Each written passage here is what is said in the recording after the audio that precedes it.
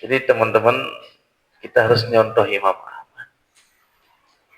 Jangan berhenti terus, jangan lemah. Ya, selagi kita masih diberi hidup sama Allah, terus sampaikan kebenaran. Ya. Dan pada akhirnya Allah berikan kebaikan kepada Imam Ahmad, ada aja yang nolongin. Begitu muncul al-mutawakkil billah menggantikan saudaranya, langsung Imam Ahmad dikembalikan kepada posisinya semula. Dikeluarkan dari penjara, dihentikan penyiksaannya. Lalu diberikan tempat yang mulia kembali. Dianjurkan, bahkan disuruhkan Imam Ahmad untuk berdakwah kembali. Sampai sunnah tegak selalu. Inilah Ahlussunnah. Maka Imam Ahmad dijuluki Imam Ahli Sunnah. Imamnya Ahli Sunnah wal Jamaah. Baca lagi. Imam At-Tahawi berkata dalam kitab akidahnya, kami tidak membicarakan tentang bagaimana Allah dan tidak berdebat tentang agama Allah. Makruh tersebut adalah makruh tahrim dikarenakan apa yang telah kami sebutkan tadi. Al-Lafaziyah adalah orang yang mengatakan lafaz atau ucapanku dengan Al-Quran adalah makhluk. Lihat Syariah karya Al-Ajurri halaman 89. Mereka disebut dengan Al-Waqifah. Allah Subhanahu wa taala berfirman, "Ala lahul khalqu wal amr."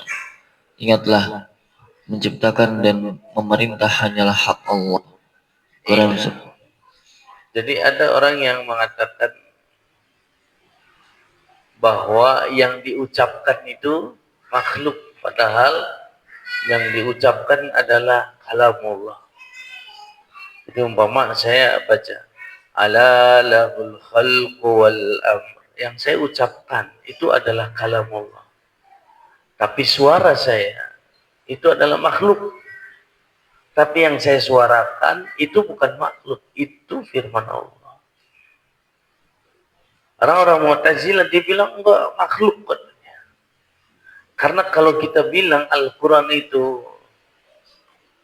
firman Allah, wah, berarti benar orang Kristen katanya. Karena Nabi Isa itu disebut kalimatnya Allah. Berarti kalau Nabi Isa kalimat Allah, ya kalau dipahami kalimat Allah itu bukan makhluk tapi firman Allah, berarti Nabi Isa itu firman Allah. Dan firman Allah bagian dari Allah, kata dia. Oleh sebab itu, kata orang Mu'tazilah, tidak boleh kita bilang Al-Quran itu firman Allah, tapi Al-Quran makhluk, supaya tadi Nabi Isa makhluk.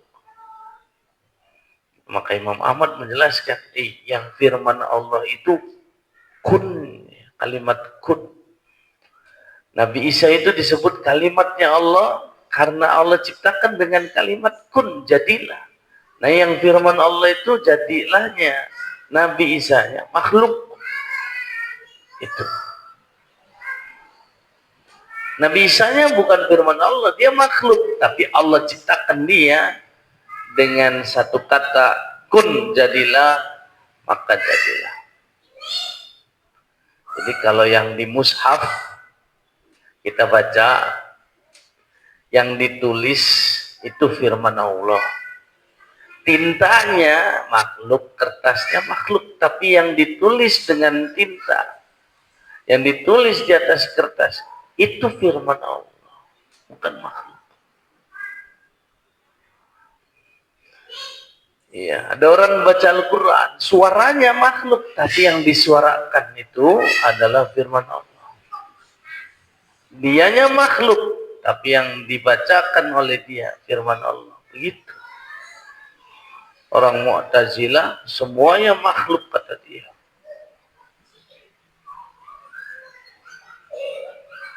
Iya, baca lagi. Ibnu Uyainah dan selainnya berkata, Al-Khalq adalah penciptaan Allah Subhanahu wa taala.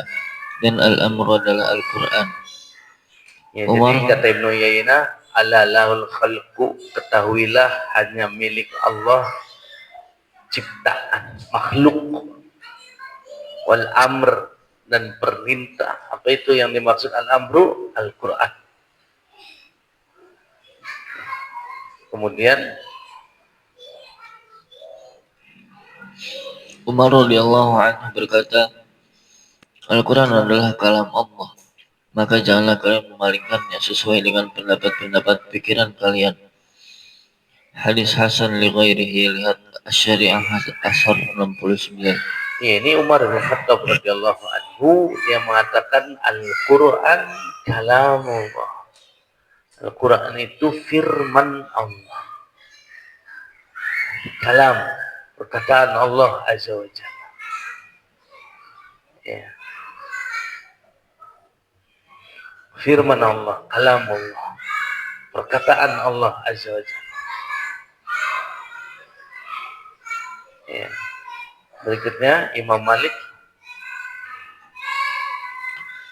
Imam Malik berkata, Al-Quran adalah kalam Allah dan sangat keji orang yang mengatakan Al-Quran adalah makhluk. Iya, orang Mu'tazilah itu dibilang Al-Quran makhluk.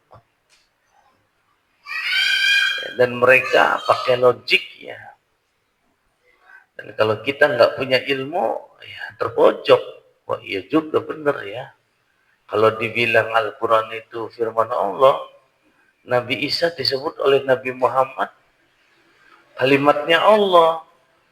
Kalau dibilang Nabi Isa firman Allah, berarti benar orang Kristen. Nah, dengan konsep trinitasnya itu.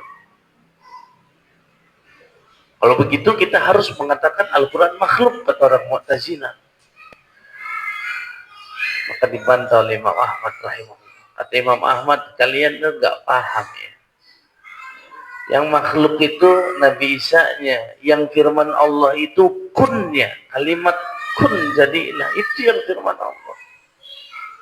Nabi Isa disebut kalimatnya Allah karena Allah ciptakan dia dengan satu kata, kun jadilah. Fayakunu, maka jadilah. Bukan kun fayakun, tapi kun saja.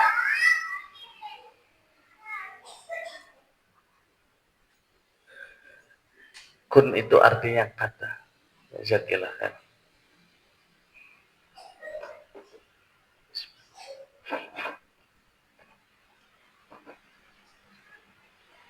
Nah, karena Imam Ahmad itu bilang Al-Quran itu firman Allah, jangan lemah. Mu'tazilah untuk menyingkirkan Imam Ahmad, dia gandeng penguasa. Ahlul bidah kan memang kan ditulis oleh Imam Ahmad. Untuk menyingkirkan Imam Ahmad. Maka penguasa, dia punya berbagai macam fasilitas, dia punya data, dia punya pasukan, dia punya banyak tangan untuk dia gunakan berbuat jahat pada orang, dan dia bersembunyi di balik tangan orang lain. Itu penguasa kebiasaannya. Biasa mempermainkan kita kayak lato-lato, tahu ya? Yang di bawah dibentur-benturin, dia senang melihatnya. Itu kebiasaan penguasa. Maka Imam Ahmad itu diintimidasi. Dicegah orang untuk ngaji kepada Imam Ahmad dari dulu. Tapi Imam Ahmad nggak pernah melemah. Terus dia. Fasilitas diambil, tetap Imam Ahmad ngajar. Jamaah dihalangi, tetap Imam Ahmad ngajar. Sampai penguasa bilang, wah, ini satu-satunya cara Imam Ahmadnya harus dipenjarain. Dipenjarain. Dimasukin ke dalam sel. Dijalani oleh Imam Ahmad. Tidak berhenti di sel, disiksa, di selnya disiksa. Apa sih Imam Ahmad jahatnya? Korupsi? Kagak. Nyolong? Enggak. Cabul? Enggak. Dia pegang dalil itu yang dianggap salah. Makanya ahlul bidah itu dari dulu sama ahlul sunnah kejam, sama orang yang nyata jahat, maling, korupsi, ya itu penuh dengan toleransi. Ya gimana ya, qadarullah. Padahal jelas nyolong. Tapi sama ahlu sunnah kejam dia. Dari dulu tuh Imam Ahmad. Penguasanya juga sama, yang di zaman Imam Ahmad itu sama penjahat yang lain, oh banyak yang dimaafkan. Padahal nyata kriminal, tapi Imam Ahmad tidak. Makanya kan Imam Ahmad tulis di bukunya, di depan lagi, bahwa mereka kepada ahlu sunnah begitu keras permusuhannya. Tapi kepada yang jelas jahatnya, mereka lembut, ya, terbalik. Nah, jadi jangan pernah melemah. Mengatakan Al-Quran adalah firman Allah. Dan kita alhamdulillah hidup di zaman yang tidak seperti Imam Ahmad. Zaman dulu ada yang bilang Al-Quran firman Allah, langsung dipenjara. Makanya Imam Ahmad marah sama sahabatnya yang bersembunyi dengan mengatakan Al-Quran itu makhluk karena kepaksa. Namanya Imam Yahya bin Ma'in. Marah Imam Ahmad. Dia tidak mau tegur sapa. Walaupun Yahya bin Ma'in itu tidak dengan hati, cuma kepaksa. Ini karena nggak mau menerima risiko. Marah Imam Ahmad. Dia tidak mau tegur sahabatnya sekian hari. Ya. Makanya Imam Ahmad mengatakan kalau ada dalam problem ya, orang yang abu-abu, nah itu juga sama ahlul bidah. Dia bilang enggak sih, Al-Quran itu ya bukan firman Allah. Saya sih nggak tahu dia makhluk atau bukan. Tapi dia firman Allah tuh. Ada orang yang begini tuh. Saya nggak tahu tuh Al-Quran tuh makhluk atau bukan. Tapi yang jelas dia firman Allah. Kan ini pengennya sama Mu'tazilah aman, sama Imam Ahmad aman. Dari dulu manusia begini nih ada. Maka kejelasan itu perlu. Orang mukmin itu jelas sikapnya. A di depan, A di belakang. B depan, B di belakang. Dan ciri khas ahlul bidah ditakuti. Bukan karena dia punya ini, punya itu. Bukan. Karena dia pandai mengendalikan penguasa. Itulah yang ditakuti dari ahlul bidah. Orang bukan takut sama dia. Tapi takut dengan kemampuan dia mengendalikan siapa. Penguasa itu ditakuti banyak orang. Dan itulah kehebatan ahlul bidah, kata Imam Ahmad. Imam Ahmad mengatakan di antara kepiawaian ahlul bidah adalah pandai membuat syubhat kepada penguasanya dan dia bisa mengendalikan. Itu yang ditakuti oleh ahlus sunnah. Kan ditakuti secara ini, takutnya tabi'i. Karena memang seperti itu umumnya. Oleh sebab itu, jangan melemah kata Imam Ahmad ya. Dan kita alhamdulillah tidak hidup di zaman Imam Ahmad yang waktu itu sangat keras. Pokoknya yang bilang Al-Quran firman Allah ditangkap zaman dulu. Sampai datang penguasa yang bernama Al-Mutawakkil Billah, dia mengatakan yang benar Imam Ahmad, Al-Quran adalah firman Allah. Maka muncul ahlus sunnah. Alhamdulillah. Jadi jangan kita memandang remeh ungkapan Imam Ahmad ini luar biasa perjuangannya untuk istiqomah mengatakan Al-Quran adalah makhluk. Imam Malik berkata, baca. Imam Malik berkata, Al-Quran adalah kalam Allah dan sangat keji orang yang mengatakan Al-Quran adalah makhluk. Imam Malik berpendapat orang tersebut dihukum dengan pukulan dan dipenjara hingga mati. Diriwayatkan oleh Al-Ajurri dengan isnad yang sahih, Asar nomor 79. Ini Imam Malik ya, dia mengatakan Al-Quran adalah firman Allah dan sangat keji ya. Orang yang mengatakan Al-Quran adalah makhluk. Siapa? Ya Mu'tazilah. Imam Malik berpendapat orang tersebut dihukum dengan pukulan dan dipenjara hingga mati. Kalau ada yang mengatakan Al-Quran itu adalah makhluk, hukumannya dipenjara. Ya, ini disebutkan oleh Imam Al-Ajurri dengan sanad yang sahih, Asar nomor 79. Lalu Imam Syafi'i, lihat Imam Syafi'i. Imam Asy-Syafi'i berkata, Al-Quran adalah kalam Allah, bukan makhluk. Barang siapa yang mengatakan Al-Quran adalah makhluk, maka ia telah kafir.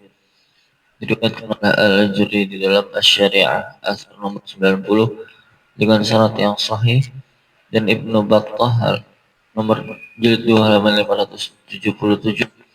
Lihat Taliq terhadap Aqidah At-Tahawiyah halaman 24, 38, 39 dan Aqidah Wasatiyah. Wasitiyah. Akidah Wasitiyah. Kenapa disebut Wasitiyah? Karena dulu ada gubernur di daerah Wasito. Dia minta kepada Ibnu Taimiyah membuatkan risalah yang isinya tentang akidah. Maka akidahnya disebut akidah Wasitiyah. Ini tentang asma wa sifat. Mudah-mudahan Allah mudahkan kita untuk mengkaji kitab ini. Juga akidah Tahawiyah ditulis oleh Al-Imam At-Tahawi, lalu diberikan syarah oleh Al-Imam Ibnu Abil Is dan yang lainnya, syarah akidah Tahawiyah. Di situ dijelaskan tentang akidatus salaf. Ya. Dan kaum salaf sangat besar perhatiannya terhadap kitab akidah Tahawiyah ini, karena di dalamnya dijelaskan berbagai macam permasalahan akidah. Adapun akidah Wasitiyah banyak mendalami masalah asma wa sifat. Ya. Ini akidah Wasitiyah. Barakallahu fikum. Insyaallah nanti poin ke-14, iman kepada ru'yah, melihat Allah pada hari kiamat sebagaimana hadis-hadis sahih yang diriwayatkan dari Nabi sallallahu alaihi wasallam bahwa ahlul jannah dia bisa melihat Allah dengan matanya. Sampai kata Nabi, satarawna rabbakum kama tarawnal qamar fi lailatul badri. Kalian akan melihat Rabb kalian sebagaimana kalian melihat bulan purnama. La tudamun, kalian tidak berdesak-desakan. Sebagian orang mengingkari ini. Baik, kita lanjut al-qaul mufid insyaallah.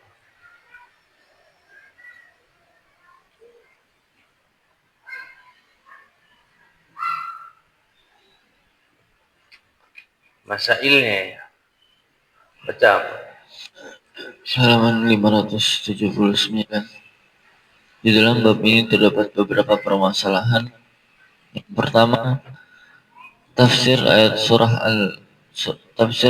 surah Bara'ah atau At-Taubah. Dua, Nabi Shallallahu Alaihi Wasallam menjauhkan umat beliau dari pagar terlarang ini sejauh mungkin. Ketiga, kegigihan, kasih sayang dan cinta beliau kepada kita.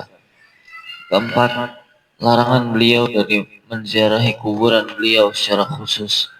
Kelima, larangan beliau terlalu sering berziarah kubur. Di dalam bab ini terdapat beberapa permasalahan. Pertama, tafsir surah Bara'ah atau At-Taubah. Tafsirnya sudah disampaikan di awal. Kedua, Nabi Shallallahu Alaihi Wasallam menjauhkan umat beliau dari pagar terlarang ini sejauh mungkin. Didasarkan pada sabda Nabi Shallallahu Alaihi Wasallam, janganlah kalian menjadikan rumah-rumah kalian sebagai kuburan, dan janganlah kalian menjadikan kuburku sebagai perayaan. Iya, ini hadis jelas ya. Maka Orang yang nggak belajar tuh terbalik pola pikirnya. Dia pikir nguburin orang tua di rumah itu bagus. Padahal dia sudah langgar hadis Nabi, la taj'alu buyutakum kubura. Jangan jadikan rumah kalian sebagai kuburan. Ini yang menjadikan rumahnya ada kuburan orang tuanya, anaknya sendiri. Bukan musuhnya. Jadi luar biasa, anak yang nggak punya ilmu itu dorakanya tidak hanya saat orang tuanya masih hidup, sampai udah mati masih doraka. Tidak cukup orang tuanya dikuburin di rumah, di permanen, dibikinin keramik, ditulisin batu nisannya, durhaka di atas durhaka itu.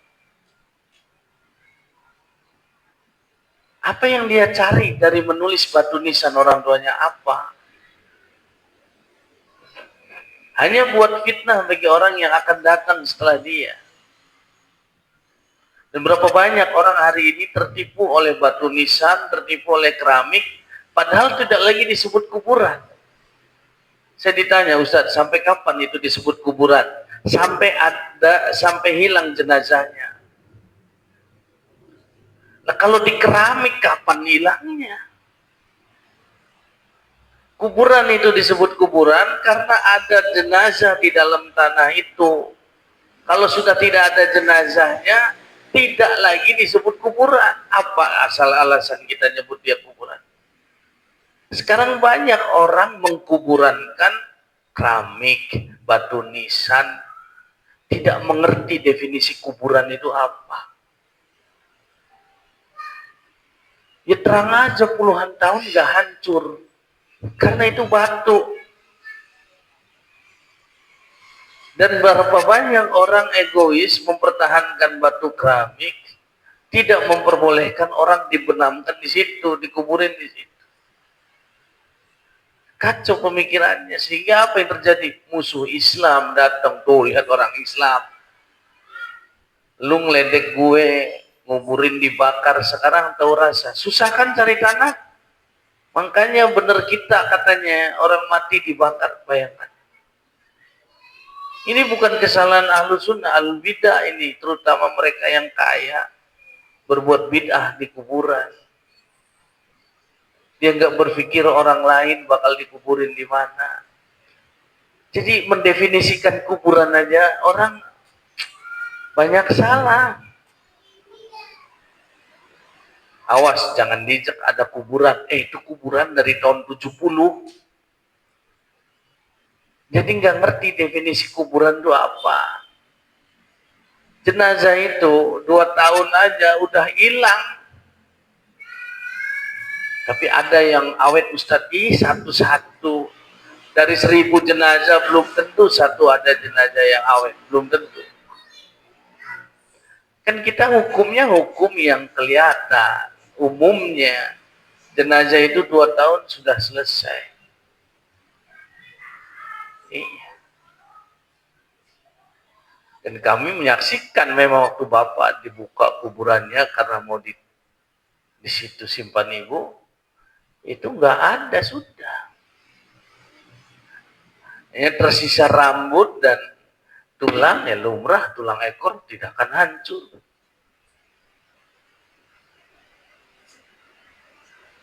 Jadi orang sekarang definisi kuburan aja nggak pada tahu. Dikiranya kuburan itu keramik, batu nisan, itu kuburan. Standarnya bukan itu, standarnya itu tuh yang ada di dalam tuh jenazahnya. Masih ada apa enggak? Kalau udah enggak ada ya bukan kuburan.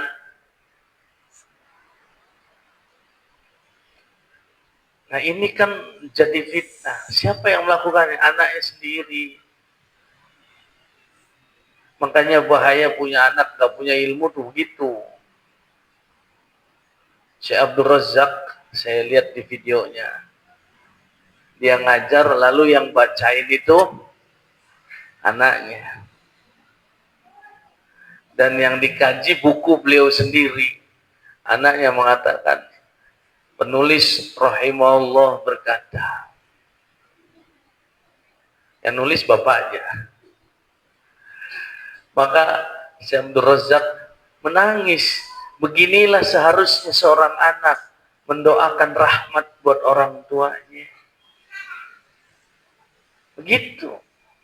Ini malah dibikinin keramik. Kalau sedekah mah pelit, tapi kalau untuk kuburan royal. Kalau bisa dibikinin pakai granit segala macam yang harganya mahal itu. Untuk setan royal dia. Tapi untuk berbagi, Masya Allah, seperak aja dihitung.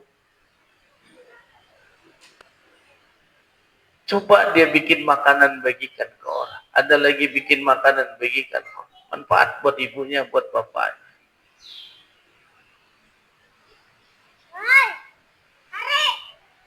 Ketimbang dia mempertahankan keramiknya, pada akhirnya mengaburkan makna kuburan. Orang jadi nggak paham makna kuburan. Ya gara-gara bid'ahnya orang kaya ini. Kata para ulama, yang banyak berbuat bid'ah di kuburan itu siapa? Orang kaya yang ingin numpang ke sohor dari kematian orang tuanya. Tuh, orang tua saya spesial. Bangunannya spesial. Udah mati orang tuanya, ingin numpang tenar. Bayangkan anak-anak sekarang itu. Dia nggak pedulikan bagaimana nasib orang tuanya di sana. Kalaulah Allah kasih sedikit aja celah untuk melihat kondisi orang tua kita, mungkin kita tidak akan berhenti bersedekah untuk dia, tidak akan berhenti mendoakan dia, dan tidak terpikir bikin ini, bikin itu yang sifatnya bid'ah. Tapi Allah tutup itu, supaya kita uji, supaya kita diuji oleh Allah. Iman nggak sama hadis? Iman nggak sama Quran?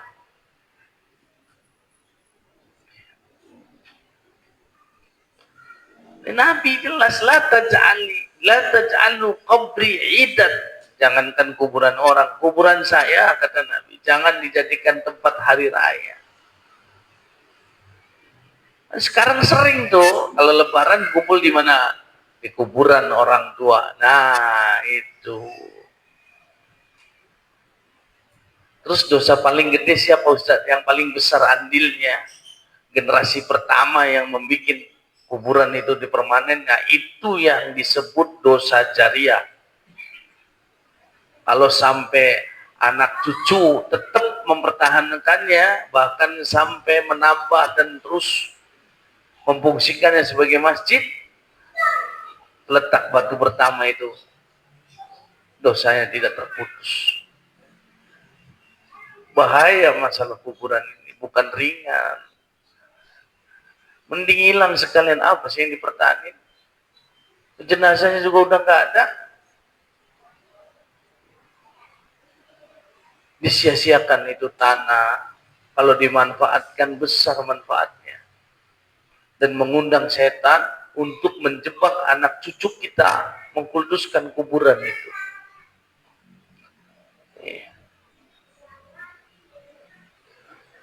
Makanya kuburan dengan patung ini dua hal yang sangat besar menjerumuskan anak cucu Adam berbuat syirik. Ya. Dan sekarang orang yang bisnis kuburan omsetnya luar biasa. Kuburannya sengaja dibikin agak nuansa keramat, kembangnya dibanyakin, dikasih kain kelambu, kasih lampu, macam-macam. Ada kesan keramat. Itu jangankan orang besar, anak-anak kan takut.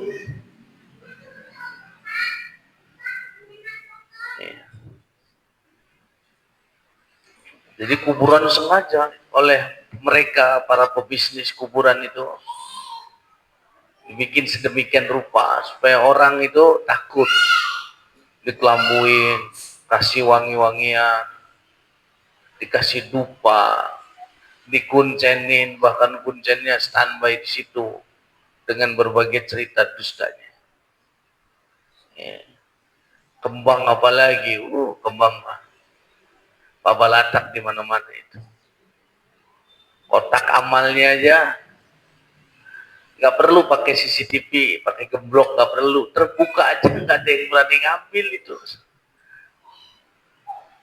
Beda sama di masjid masih ada CCTV-nya hilang.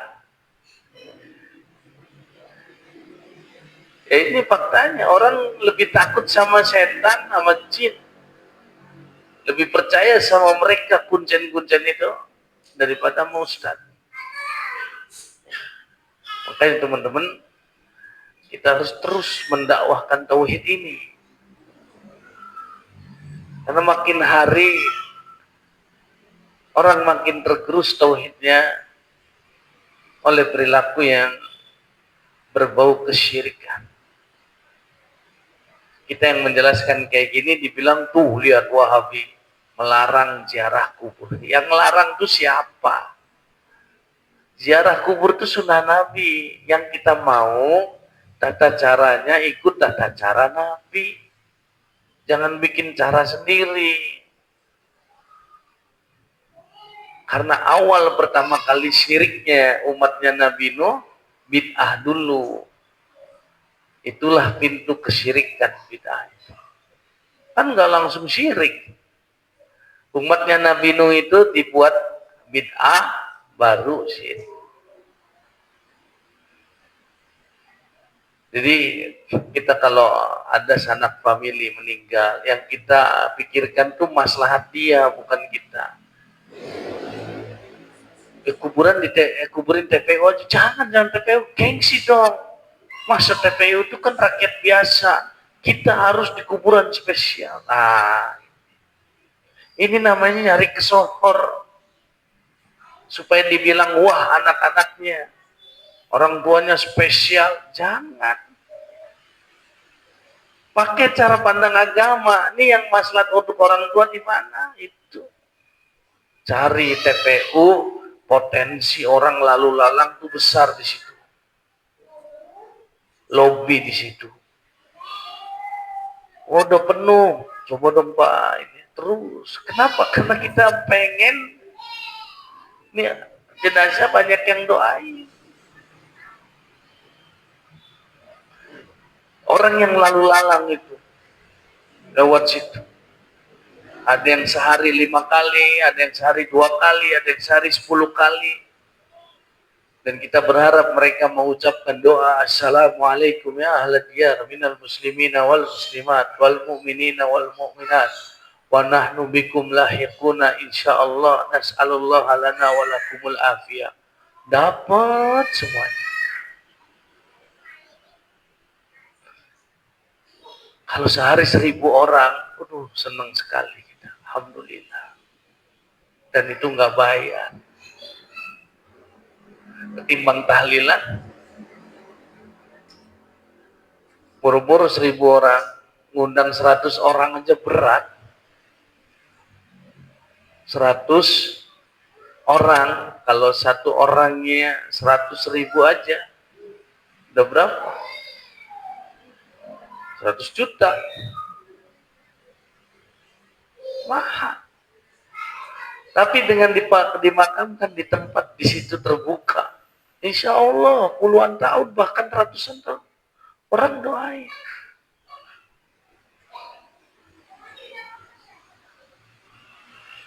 Lihat dari sekian banyak kuburan yang di atas sunnah berapa. Lalu kita bertanya, perilaku siapa itu? Ya anak-anaknya. Ya, lagi di keramik, kuburan sebelah pakai granit. Wah, kayaknya tahun depan sih gantilah kerjaan keramik. Udah di granit, udah branded itu, bikin lagi pakai rumah. Sebetulnya itu yang kita nggak mau, bukan ziarah kuburnya.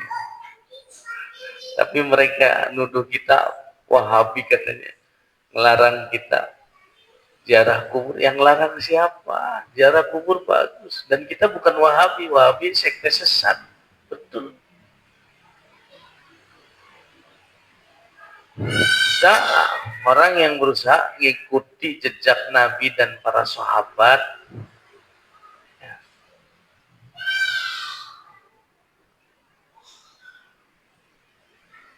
sampai sekarang ada kalimat yang matinya Wahabi, nggak ada duitnya. Tuh, yang dicari udah duit. Kita bukan nggak butuh duit, butuh, tapi jangan senang di atas penderitaan orang.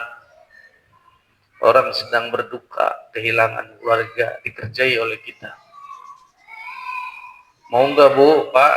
Ya, kita bacain tuh di kuburnya 7 hari 7 malam sampai hatam. Kita siapkan 10 orang. Berapa Ustadz biayanya? Ya, satu orang 1 juta cukup. Bacain kuburan, bacain Quran. Kalau mau 3 kali hatam, mau bisa. Tinggal dikaliin 30 juta. Belum tahlilannya. Belum ritual di kuburannya. Beli kembang, beli ini. Wah, ratusan juta bisa sampai. Bukannya memberi.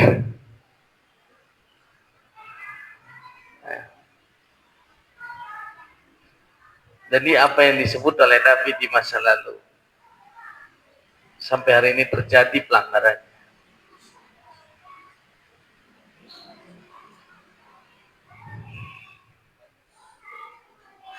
Baca lagi ya, bro.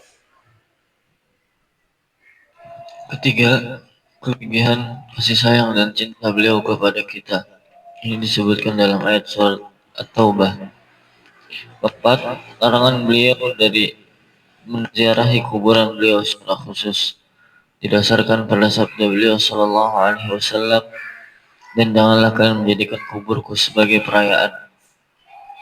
Sabda beliau Shallallahu Alaihi Wasallam sebagai perayaan, inilah sisi pengkhususannya, menjadikannya sebagai perayaan. Dulu saya punya murid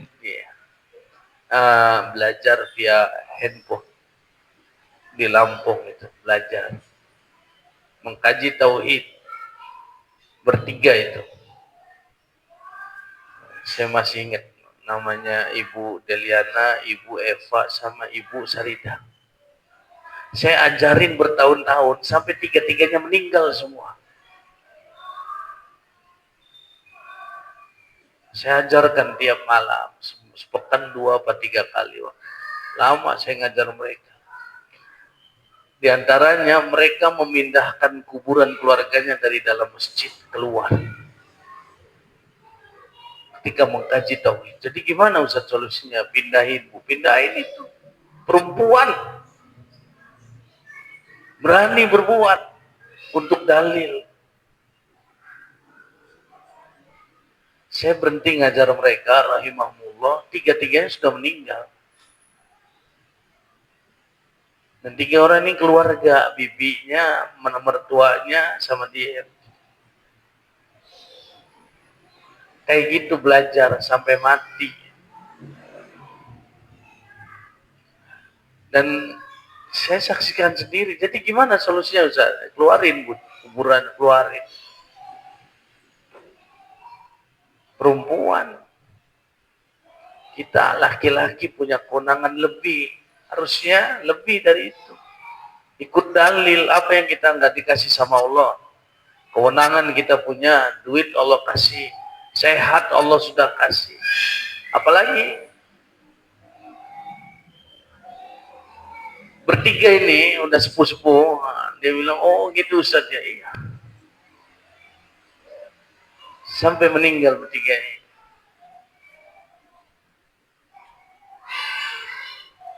Dan saya saksikan belajar yang luar biasa. Kalau deket mungkin nggak pernah absen. Itu zaman saya pakai handphone yang teleconference itu yang HP kecil. Sampai meninggal 3-tiganya. Terakhir Ibu Evanya yang meninggal.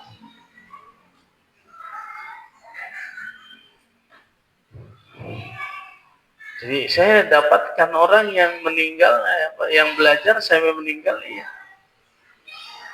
Dan pakai buku belajarnya, saya kirim bukunya ke sana. Saya kirim bukunya, daerah Mesuji sana. Karena saya sering kirim buku, saya tahu alamatnya.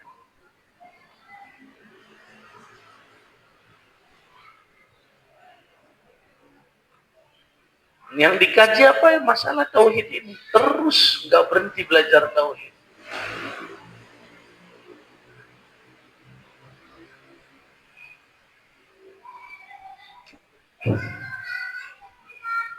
Nah, kita harus lebih dari mereka-mereka ini. Sudah Allah kasih semua, apa sih yang kurang? Ingat, kadang-kadang kita judulnya misalnya olahraga zaman sekarang, lihat. Zaman dulu kelihatan mana senam, mana goyang-goyang gak jelas. Sekarang udah nggak bisa dibedain. Pakaiannya doang pakaian senam, tapi masya Allah musiknya erotis dan seterusnya di lapangan. Banyak awalnya alasan senam, lama-lama nggak jaga aurat, nggak. Karena almaru ala dini khalili. Agama itu akan dirusak oleh teman. Hati-hati sama teman. Orang banyak kehilangan agama karena teman. Bukan karena orang tua, karena teman. Makanya di dalam Al-Quran, orang yang masuk neraka bilang apa? Ya Allah, seandainya saya dulu nggak jadiin dia teman. Tuh, teman tuh bahayanya tuh. Maka kita sebagai orang tua, bukan hanya sebatas sekolah yang kita perhatiin. Temannya siapa anak kita ini? Kalau temannya handphone, kita lihat apa isi. Yang banyak merusak anak kita itu teman. Bahkan bukan anak-anak kita, kita sendiri bisa dirusak oleh teman. Jadi jangan tertipu. Kita harus berteman dengan ahli agama, ahli belajar. Lihat kalau dibicara sehat ya, Syekh Fauzan, mufti Saudi sekarang, yang bukunya kita kaji, Mulakhas Kitab Fiqih, Mulakhas Kitab Tauhid. Berapa umurnya? 90 tahun. Lahir tahun 1935, sampai sekarang jadi mufti. Jalan masih jag-jag, otak sehat. Itu yang dibilang oleh Nabi SAW, Allah akan jaga dengan agama. Lihat Syekh Fauzan itu. Bicaranya masih jelas, jalannya masih jag-jag. Umurnya berapa? 90 tahun. Bahkan ayahnya Syekh Abdul Razak, yaitu ulama Madinah, Syekh Abdul Muhsin Al-Abbad, umurnya 94 tahun. Masih ngajar, dijaga sama Allah. Lihat atlet-atlet yang katanya ini itu yang nggak belajar agama. Lihat hari tuanya. Ada yang Parkinson, ada yang macam-macam itu. Agama yang harus dikejar. Ihfazillah yahfazka. Jaga Allah, Allah akan menjagamu. Hari ini mufti Saudi Syekh Fauzan. Karena di antara sekian banyak yang senior, beliau termasuk yang paling sepuh. Bayangkan umurnya 90, masih ngajar, masih ngasih fatwa, pergi ke sana kemari. Luar biasa. Kita belum juga 40, asam urat, kolesterol. Berarti yang diperbaiki apa? Agama. Dan saya baca ada seorang syekh, antum lihat, umurnya 100 tahun lebih. Dia rihlah sama murid-muridnya. Di tengah perjalanan, terhalang jalan mereka itu oleh batu besar sekali.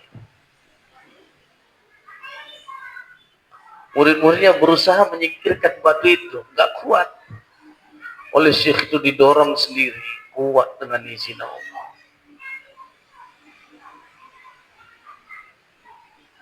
Jadi jangan berpikir kalau belajar agama nanti jadi sakit, tak sehat, jangan. Sebaik-baik orang sehat Nabi Muhammad Sallallahu Alaihi Wasallam. Dia sakit karena diracun sama wanita Yahudi. Yang lain sahabat yang makan racun itu mati, Nabi sama si sehat. Nah, itu yang menyebabkan Nabi sakit. Bukan kebanyakan gorengan, bukan. Jadi jangan beranggapan dengan belajar agama ini jadi kurang sehat, jangan, salah besar. Nggak ada orang paham agama pikun hari tuanya, nggak ada. Otaknya itu dipakai terus nggak ada pensiunnya itu. Saya lihat videonya Syekh Fauzan sedang memperkenalkan dirinya, umurnya 90 tahun. Saya bilang Masya Allah. Kita di sini 60 tahun aja udah. Ini 90 tahun. Dimuliakan. Apa sebabnya? Ilmu, bukan yang lain. Nah, kalau kita ingin dimuliakan di hari tua oleh Allah, kemudian oleh manusia, pada umumnya pegang agama. Jangan berhenti. Cukup banyak orang yang kaya, disegani, dihormati waktu muda, begitu tua ditertawakan oleh anak-anaknya sendiri. Ya, bapak udah tua. Padahal duitnya banyak, itu aja masih diketawain. Dan itu sudah ada di dalam Al-Quran. Ya. Allah Ta'ala berfirman, Wattini wa zaitun, wa turi sinin, wa hadal baladil amin, laqad khalaqnal insana fi ahsani taqwim. Kami ciptakan manusia dalam keadaan sempurna. Kapan? Umur 40. Itulah purnamanya manusia. Tsumma radadnahu asfala safilin. Lalu kami kembalikan dia dalam keadaan hina. Kata Ibnu Katsir, dua. Satu, masuk neraka. Dua, jadi lansia. Itu kondisi paling hina manusia. Tapi Allah janji, illal ladzina amanu wa amilus solihat falahum ajrun ghairu mamnun. Kecuali mereka yang beriman dan beramal soleh, tidak dihinakan. Baik dia masuk neraka, tidak. Baik dia di hari tua dihinakan, tidak. Selamat dia.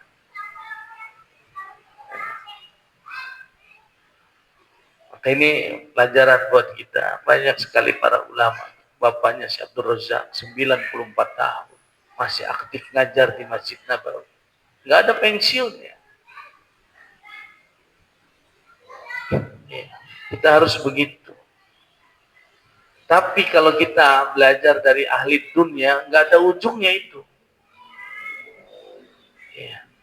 Lagi sehat suruh olahraga, sakit apalagi. Kalau nggak olahraga sakit katanya. Bukan olahraganya yang kita inginkan, proporsionalnya.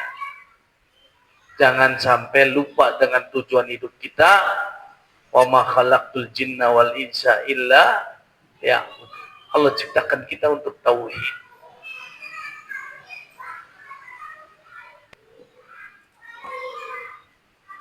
Baik, dilanjut Amro.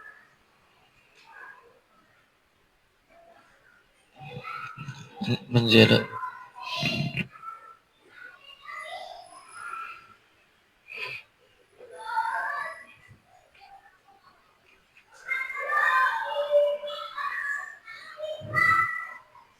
halaman 479.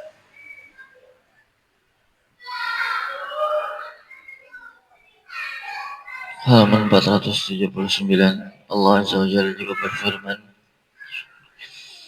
Wa Maryam binat Imran allati ahsanat farjaha fanafakhna fihi min ruhina wa saddaqat bi kalimati rabbiha wa kutubihi wa kanat minal qanitin. dan Maryam putri Imran Ya, yang satu-satunya perempuan disebut oleh Allah namanya di Al-Quran. Hanya satu Maryam, nggak ada nama perempuan lain.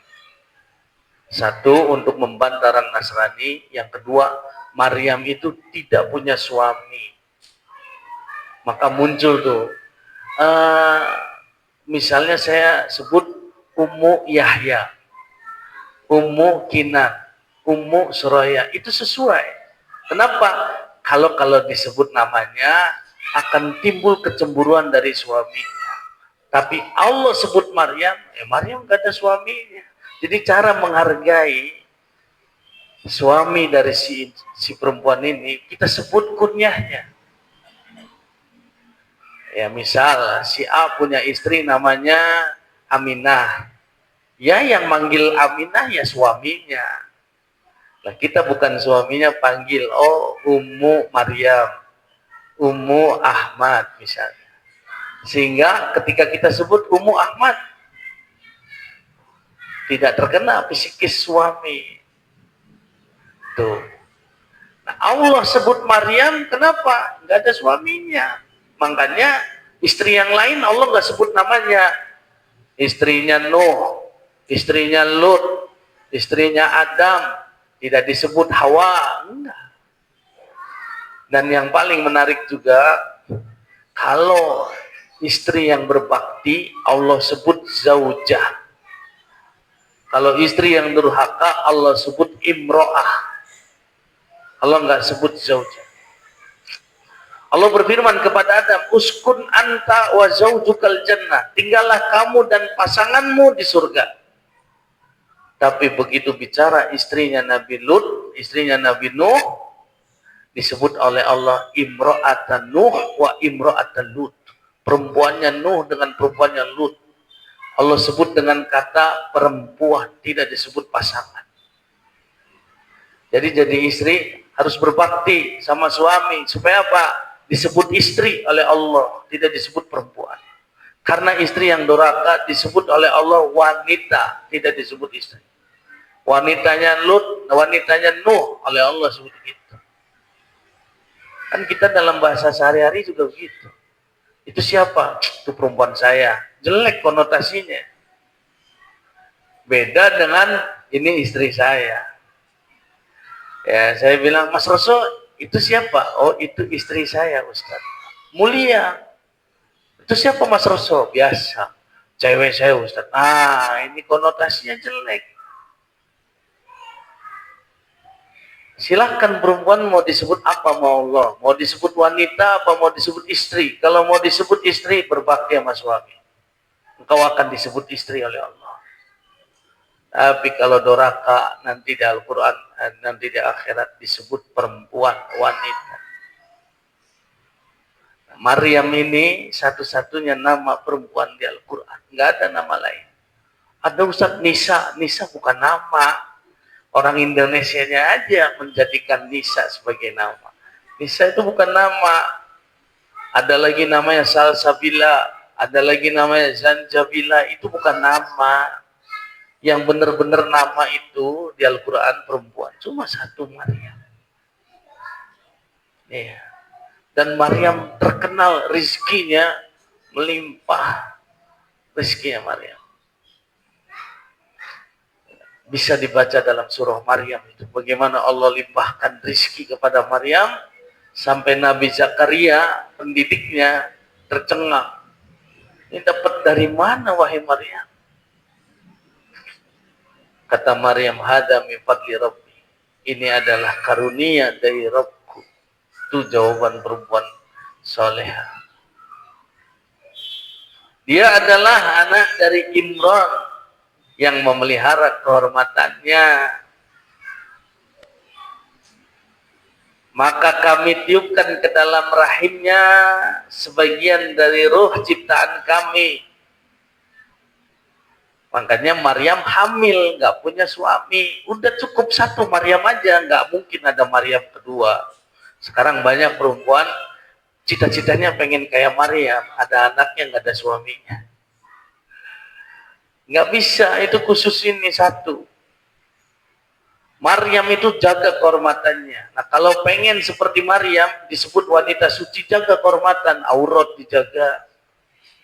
Makanya hati-hati bergaul dengan tukang senam, tukang ngebrek itu nanti ke bawah. Awalnya senam di ruangan, lama-lama asik juga ya kalau dada saya ini saya kelihatan sama yang lain. Diliatin ke suami kurang menarik, keliatin orang lain. Itu. Hati-hati, jaga kehormatan. Sekarang lihat antum, harus asal Sabtu Ahad, di mana ada tempat kosong, oh ibu-ibu kumpul situ. Ngapain? Joget. Pertanyaannya, di depan suami begitu enggak tuh? Depan suami boro-boro. Kenapa tertarik joget di lapangan? Banyak yang lihat. Ya. Jaga kehormatan perempuan itu. Ya. Udah sehat, alhamdulillah. Mau apa lagi? Apa kata Syekh Fauzan? Kalau badan sehat, bisa makan, rumah nyaman, udah. Itu orang paling kaya sedunia. Ya. Makanya orang tua kita dulu jarang sakit. Kenapa? Kalau pagi mensyukuri nikmat Allah, duduk sejenak, minum kopi sama singkong rebus, kalimat alhamdulillah. Kalimat alhamdulillah ini keluar di waktu pagi, dibawa sampai sore hari, nggak bisa bikin badan capek. Alhamdulillah, berkah. Lihat istrinya nggak kerja, yang kerja cuma dia, berangkat jam 8, pulang jam 4, perginya ke sawah. Tapi hasilnya banyak, tanah luas, anak banyak, istri soleha. Hari gini, istri kerja, suami kerja, rumah masih kredit, anak sedikit, penyakit banyak. Kenapa enggak barokah? Orang tua dulu masih sederhana. Yang kerja suaminya, anaknya brojol terus tiap tahun itu istrinya itu. Tapi Masya Allah, tanahnya banyak. Kerjanya biasa aja. Kita kerja pontang-panting, kadang Sabtu Minggu kerja juga. Bahkan nggak cukup kitanya, istrinya, anaknya kerja semua. Kalau pagi sepi rumahnya. Mana keberkahannya? Nggak ada ketenangan. Orang tua dulu tenang dia. Mau masuk jam 8, jam 9 boleh kerjanya ke sawah. Sekarang stres, belum kerja aja udah stres. Kalau nggak jam 7 masuk, wah. Makanya saya bukan ngelarang olahraga, ya bukan. Hati-hati teman. Kadang-kadang memberi syubhat kepada kita yang akan menjauhkan kita dari belajar agama. Ya. Jangan dikira para ulama sesakitan. Enggak, para ulama sehat-sehat. Lihat saja videonya Syekh Fauzan. Oh. Ya, 90 tahun jalannya masih tegak. Muridnya banyak. Ya. Apa kita nggak pengen seperti beliau? Pengen. Bahkan pengen lebih dari itu. Kalau pengen, tempuh jalannya. Bukan berarti nggak pernah sakit. Nah jadi wa Maryam ibnata Imran allati ahsanat farjaha fanafakhna fihi min ruhina, ditiupkan dalam ruhnya Nabi Isa alaihissalam. Dan dia membenarkan kalimat-kalimat Tuhannya. Lihat sifatnya Maryam. Satu, menjaga kehormatan. Orang yang menjaga kehormatan didekatkan kepada ilmu, membenarkan kalimat-kalimat Tuhannya. Makanya orang yang nggak jaga kehormatan susah belajarnya. Karena kesucian itu sangat berpengaruh terhadap Al-Quran. Lihat kata Allah, dan Maryam putrinya Imran memelihara kehormatannya. Allah titipkan ruh Isa di dalam rahimnya. Ini hadiahnya. Hadiah kedua apa? Dia bisa membenarkan kalimat-kalimat Tuhannya dan kitab-kitabnya. Bagaimana dia bisa membenarkan kalau nggak belajar? Belajar dia. Siapa gurunya Maryam? Nabi Zakaria alaihissalam. Nabi Zakaria. Kan kaleng-kaleng. Gurunya Nabi Zakaria. Bapaknya nitipkan dia di Baitul Maqdis. Ada asramanya khusus buat Maryam. Yang disebut dengan mihrab. Tempat tidurnya Maryam di Baitul Maqdis. Siapa yang mendidik Nabi Zakaria? Ini bermula dari apa? Menjaga kehormatan perempuan itu. Dari busananya, dari tutur katanya, bedakan berbicara sama suami sama laki-laki lain. Jangan disamakan. Misalnya. Dan adalah dia termasuk orang-orang yang taat. Lihat hadiah dari menjaga kehormatan tuh. Wahai perempuan, wanita yang menjaga kehormatan. Satu, diamanahkan oleh Allah. Allah amanahkan rahim Maryam, dititipin Nabi Isa di dalamnya. Artinya wanita yang menjaga kehormatannya, Allah akan lahirkan dari rahimnya anak-anak soleh-solehah. Makanya kalau ibunya jablay, umumnya anaknya nggak jauh beda. Ada istilah buah tidak jauh dari pohonnya kalau jatuh. Benar. Yang kedua, menjaga kehormatan itu menyebabkan perempuan itu tertarik sama belajar agama. Lihat, orang-orang yang senam apa, mana dia kalau ada pengajian datang aja. Tapi yang disalin ustadznya lagi.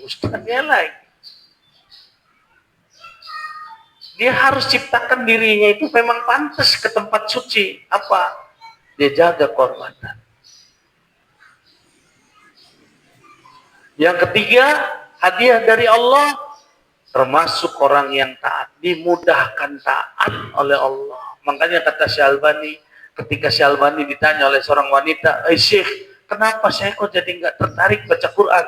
Saya nggak tertarik sholat tahajud. Kata Syalbani, itu karena dosamu kepada suamimu.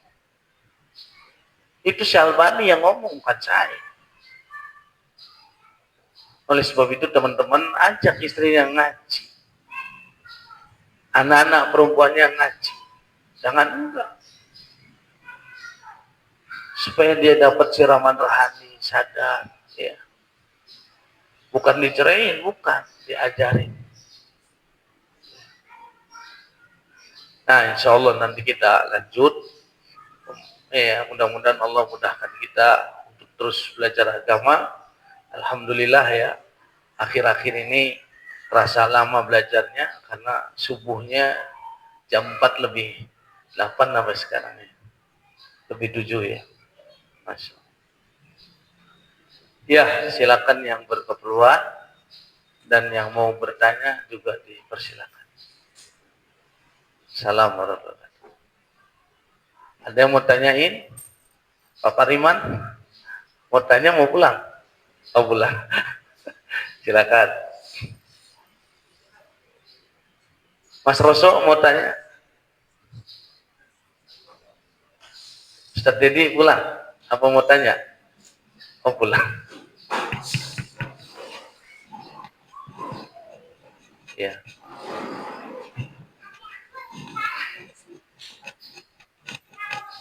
Ada yang mau tanya ini, Ibu?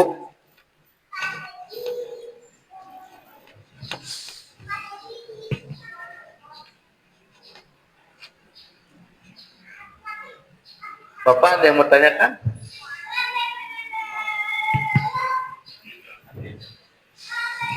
Mohon maaf. Iya. Tadi kita membahas secara panjang lebar bahwa Al-Quran itu adalah firman Allah Subhanahu wa Ta'ala dan bukan makhluk Allah. Iya. Saya kira insya Allah kita yakin dan bertambah yakin apabila kita mau mentadaburi, mendalami Al-Quran secara sungguh-sungguh sesuai dengan ketentuan bahwa ayat-ayat Al-Quran itu ketentuannya 4 yang kemarin sudah kita diskusikan, hanya bisa ditafsirkan dengan ayat Al-Quran yang lain. Kemudian yang kedua ditafsirkan dengan hadis yang sahih minimum hasan. Yang ketiga adalah kita tafsirkan juga dengan atsar dari para sahabat yang beliau-beliau radhiyallahu anhum itu langsung mendengarkan sendiri penjelasan dari Nabi pada waktu ayat yang bersangkutan turun. Dan yang keempat adalah para mufasir yang datang dari para sahabat, para tabi'in maupun tabi'ut tabi'in. Kenapa tabi'in dan tabi'ut tabi'in diikutkan? Karena mereka atau beliau-beliau itu belajarnya tentunya langsung kepada para sahabat yang mengalami langsung.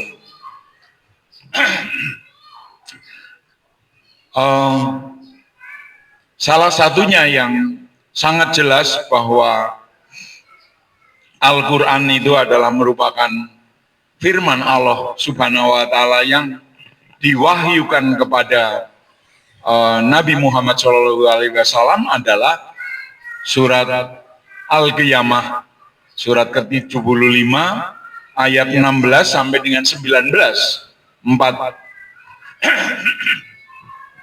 empat ayat, di mana pada ayat 16 Rasulullah SAW itu ditegur oleh Allah Subhanahu wa Ta'ala karena sudah tergesa-gesa ingin mengulang apa yang disampaikan, apa yang diwahyukan oleh Allah Subhanahu wa Ta'ala melalui malaikat Jibril. Malaikat Jibril belum selesai membaca, Rasulullah sudah nanya yang lain, menggerak-gerakkan bibirnya karena kepengin segera hafal. Kemudian pada ayat 17 Allah berfirman bahwa kewajibankulah untuk memasukkan ke dalam hatimu ayat-ayat Al-Quran tersebut kepadamu. Dan demikian pula pada ayat yang mohon maaf ke-17 tidak hafal.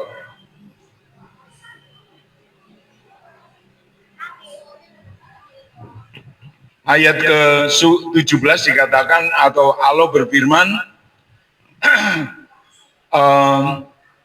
maka apabila kami telah selesai membacakannya, ikutilah bacaan itu. Allah memberikan petunjuk bahwa setelah malaikat Jibril selesai membacakan ayat yang bersangkutan, baru beliau atau Rasulullah SAW diperintahkan untuk mengulanginya. Dan yang ayat 19 dikatakan adalah kewajiban kamilah juga untuk memberikan penjelasannya. Dan dengan demikian dari 4 ayat tadi jelas sekali bahwa baik ayat Al-Quran maupun tafsirnya, penjelasannya itu berasal dari Allah Subhanahu wa Ta'ala yang diwahyukan kepada Rasulullah SAW melalui malaikat Jibril. Itu satu aspek. Aspek yang lain, kita tahu bahwa di dalam Al-Quran itu banyak sekali hal-hal yang bersifat ilmiah yang baru terbukti 1000 tahun lebih sesudah ayat tersebut turun, seperti bagaimana bahwa yang merasakan siksa api neraka itu adalah kulit, bukan badan. Begitu kulitnya hangus, maka akan diganti dengan kulit yang baru. An-Nisa 69 ya.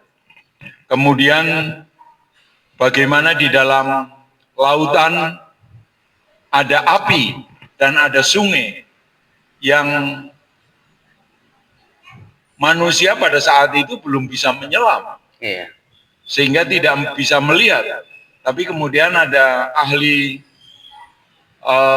oceanografi dari Perancis yang melihat hal itu dan terkagum-kagum, kemudian justru menjadi mualaf. Demikian pula bagaimana di dalam jenazah atau jasadnya Fir'aun itu kok ada garam.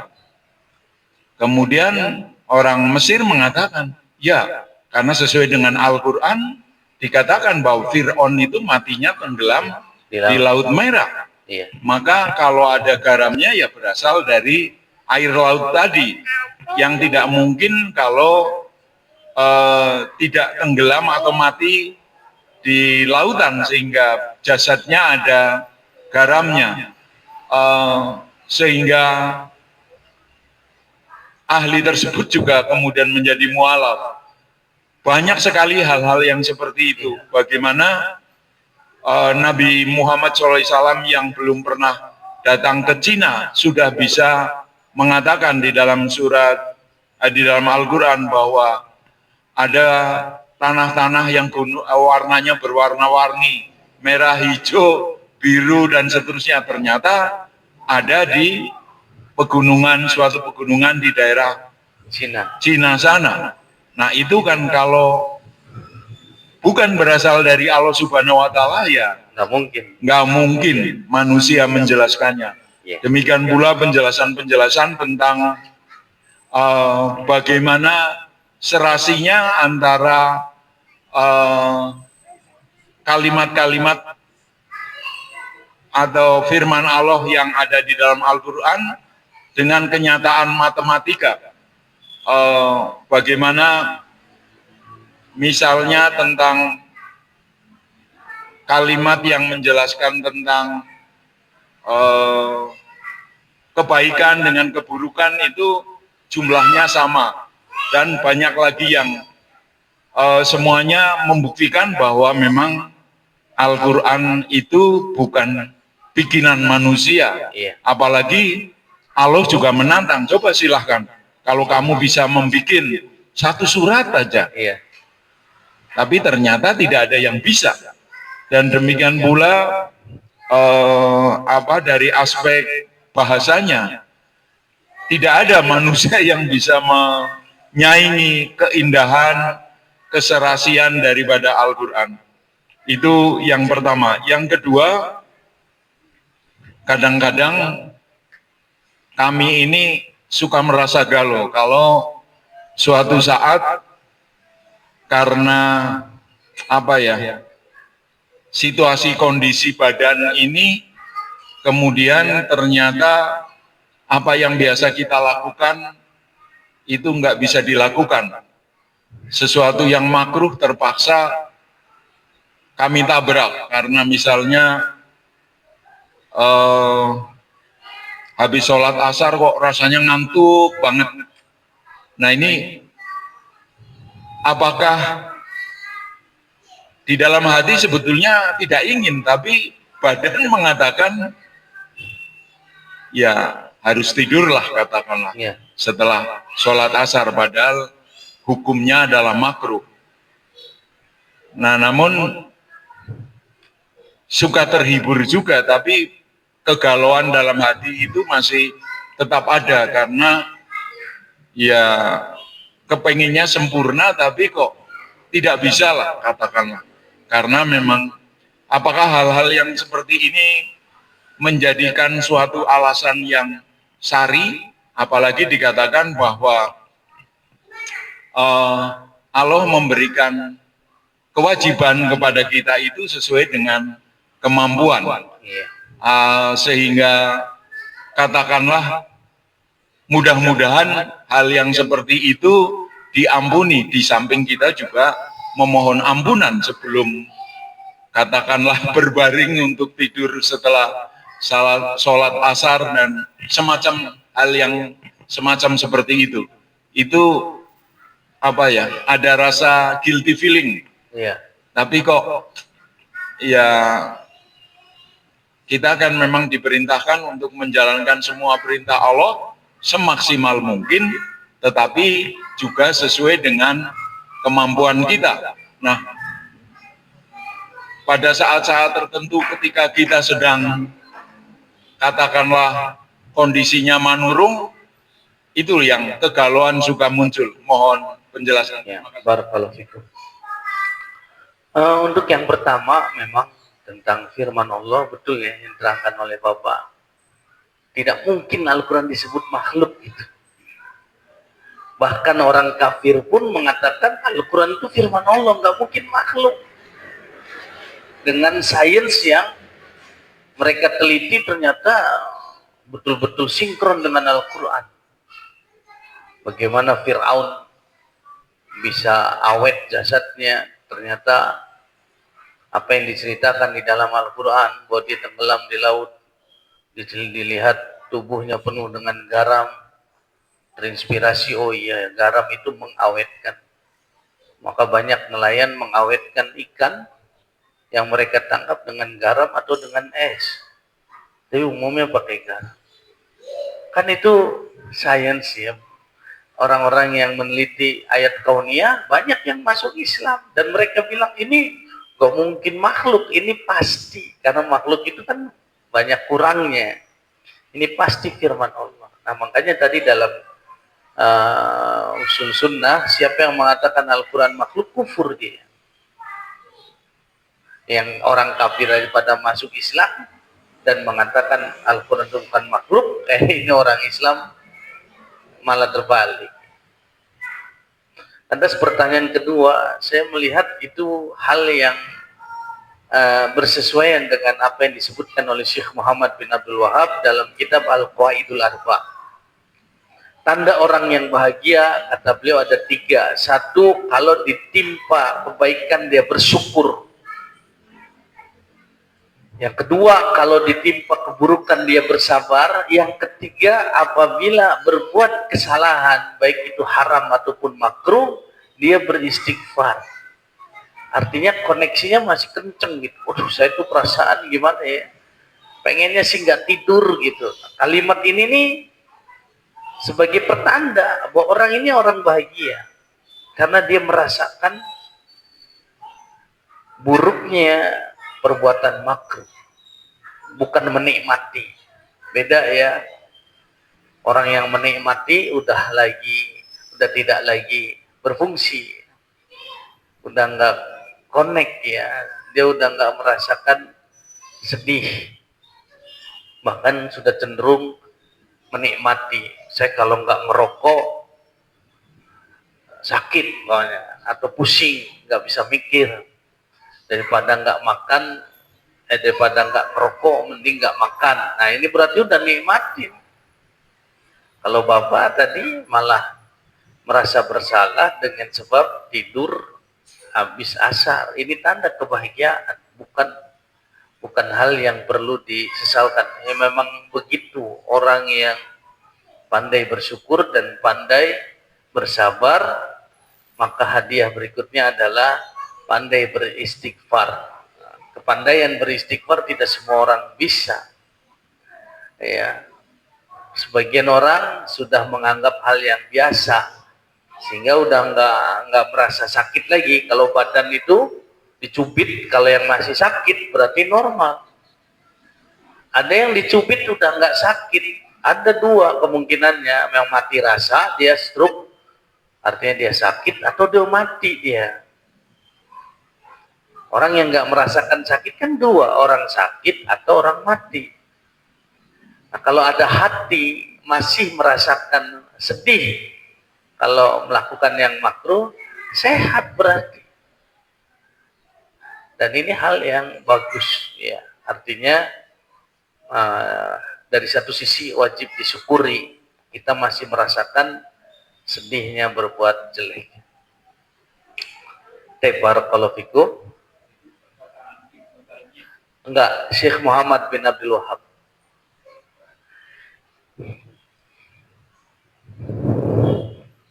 Barakallahu fikum. Cukup ya, Pak Koko? Iya, Pak Abilah, alhamdulillah Saya cukupkan sampai sini. Subhanaka Allahumma bihamdika. Asyhadu an la ilaha illa anta astaghfiruka wa atubu ilaik. Assalamualaikum warahmatullahi wabarakatuh.